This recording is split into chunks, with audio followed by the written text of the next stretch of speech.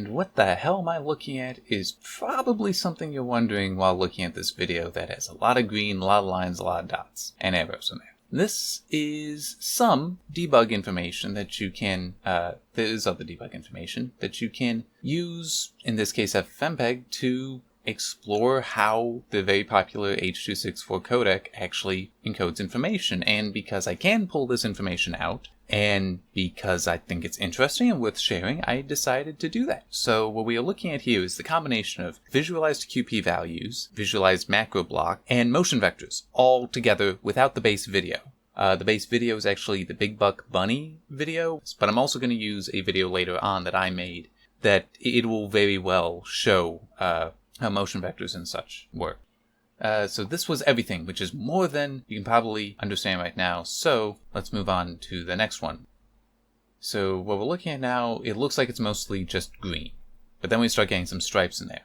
This is looking at Q values being visualized. Q values, or QP, is the quantization parameter. What that setting is how much data can be thrown out, which is why a lower value means higher quality. It's not a measure of how high quality the video should be, it's a measure of how much information can be thrown out.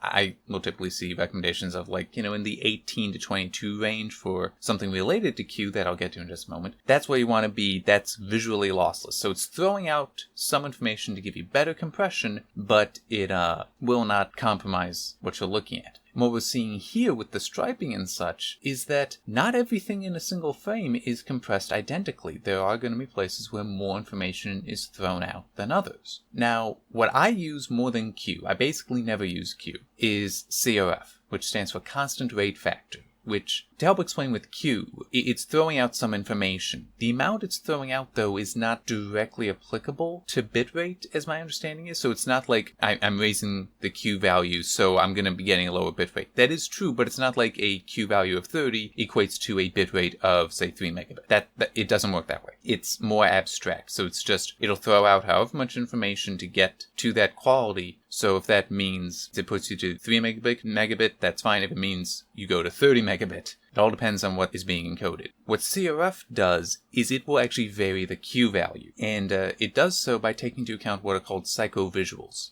It's taking into account that the human senses, the human brain and hearing and sight, you only see so much. There's some things that you're not going to catch. So in a high action scene, so there's a lot of motion, the Q value will actually be raised under CRF. So more information can be thrown out because you're less likely to miss it. You're less likely to notice any artifacting. So that would translate to a reduced bit rate at a high action scene where Q value would want a much higher bit rate. So it lets it come down a little bit. And at a low action scene, so there's not much moving on in the screen, the Q value will be lowered by CRF, increasing the quality because you're more likely to notice any issues here. And that, in theory, will increase the bit rate. But because how h.264 encoding works, it doesn't necessarily mean the bitrate goes up. So that's Q values and a representation of it that may or may not really be all that interesting.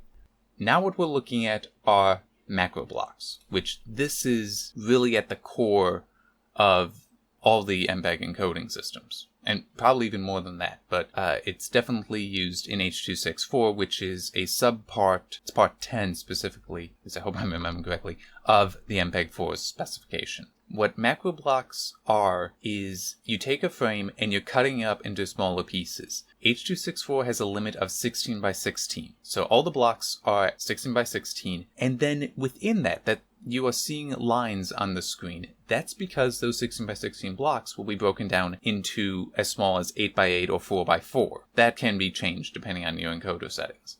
And the reason there is maybe there's only a portion of a 16 by 16 block that really needs a lot of data. That, it's a 4 by 4 section. So it's like, okay, we're going to throw a higher bitrate there. Everything else is fine. Everything else can use a lower bitrate. So let's say you have a variance within the blocks. That's why you have the sub blocks. But it also ties into something that I'm going to get to next, motion vectors. Now, before going on to that, though, I just want to mention that the macro block video here, it's showing a lot of different colors.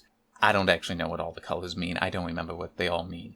The main thing that I want you to notice are the lines. Those lines are showing where the macro blocks, 16 by 16 blocks, are being cut down into smaller blocks. And it's purely as a way to put the data, the bits available to the encoder in the best spot where they will be most useful. Yeah, and I want to say that the black is where we're basically not messing with that.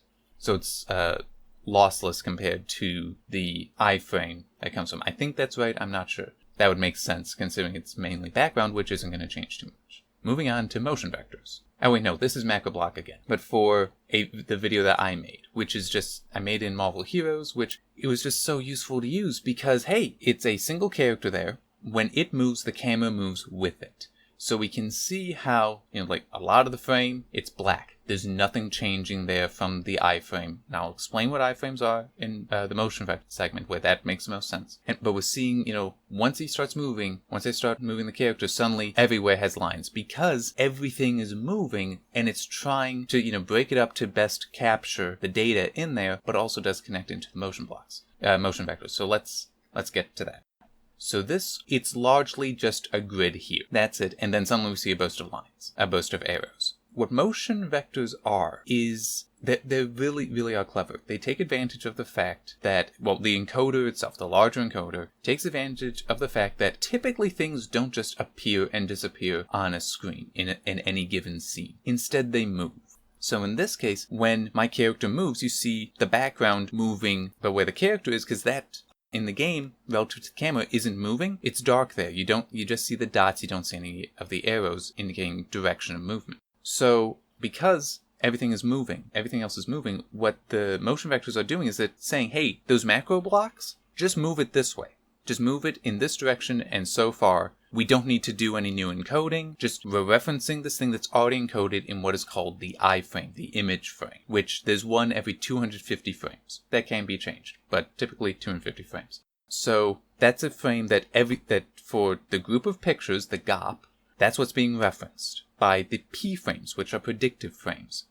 And so it's the error, you have the motion vectors there, the P value, the P frame, that's where the motion vectors are being applied because it's predicting where something is based on this motion vector on the iframe. Now, of course, that doesn't cover things perfectly, so there's also going to be some differential information in there, just, because there's some parallax here. Like, I'm suddenly getting a different view of some things. So, okay, that extra information, that can be thrown back in. But it still takes a lot less data to store that difference and the movement relative from the iframe than a completely new and fresh frame. So that's what P-frames are, and they really are a clever system for doing this. There's also something called B-frames, which are bidirectional. Predictive frames, they're always predicting off of the iframe, which is in the past.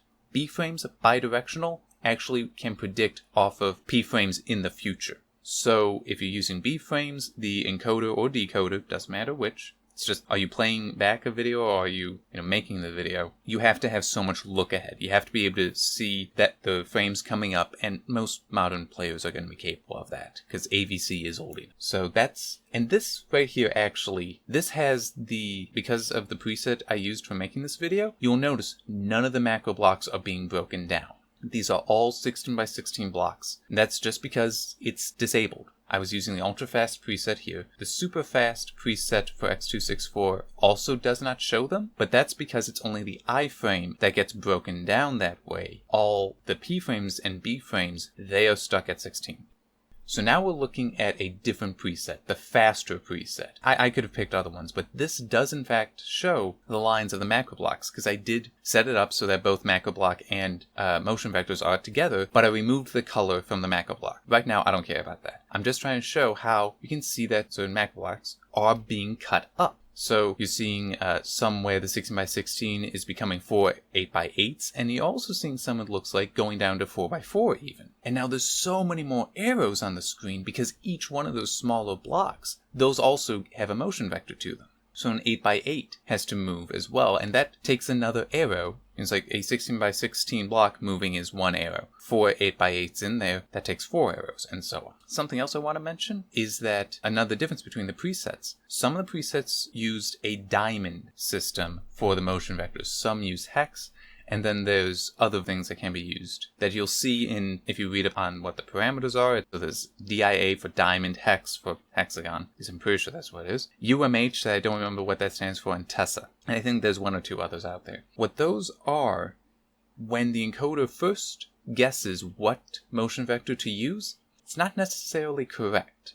That's not necessarily the best motion vector to use. So the diamond, DIA, when you read that in the parameter, what that means is it checks in a diamond pattern around it. So it just checks the 8 points immediately adjacent to where the motion vector says to go to.